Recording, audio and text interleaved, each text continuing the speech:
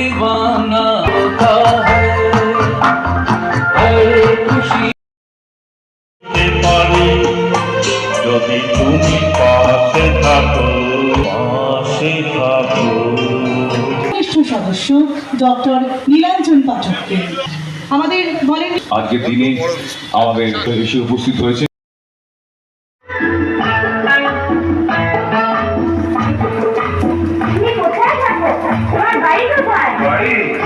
তোমার বাড়ি যখন দেখে আমার দিনের মতো দামকে দিলে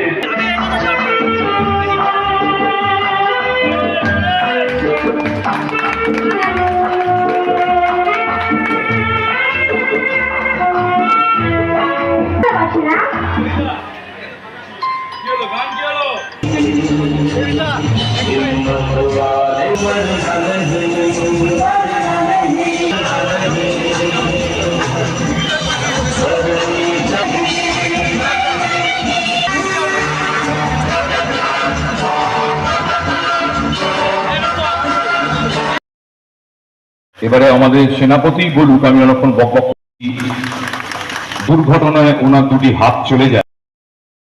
ধন্যবাদ। এইবারে আমাদের কিশোর কুমারের ৯৭তম জন্মদিন। শানু তৈরি, শানু হাত তোলো। ভারতরত্ন গ্রুপের প্রতিষ্ঠাতা, ইনিও প্রধান মানুষ, মিউনিসিপ্যালিটির এক্সিকিউটিভ স্যার।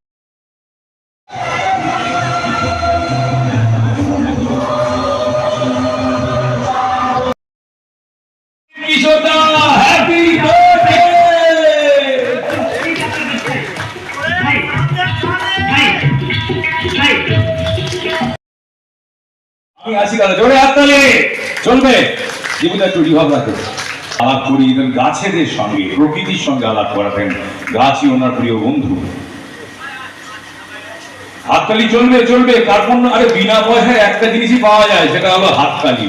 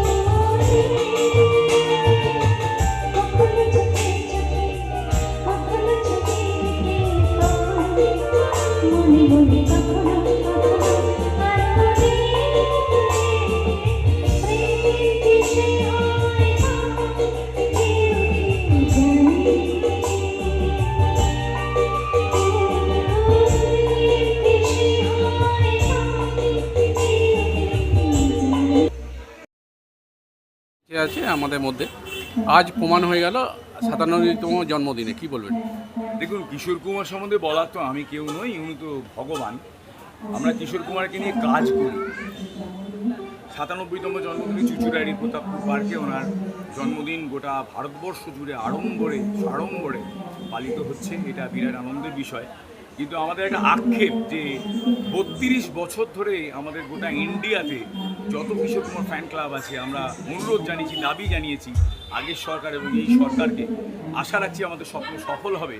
মরণোত্তর ভারতরত্ন সম্মান যেন গুরুদেবকে দেওয়া হয় এবং একটি মেট্রো স্টেশনের নামকরণ যেন করা হয় এবং ওনার পৈতৃক ভিটে মধ্যপ্রদেশের খান্ডোয়াতে সেটি ভগ্নপ্রায়, সেটিকে যেন হেরিটেজ বিল্ডিং হিসেবে স্থাপন করা হয়, যেটা ওখানকার সরকারকেও আমরা জানিয়েছি।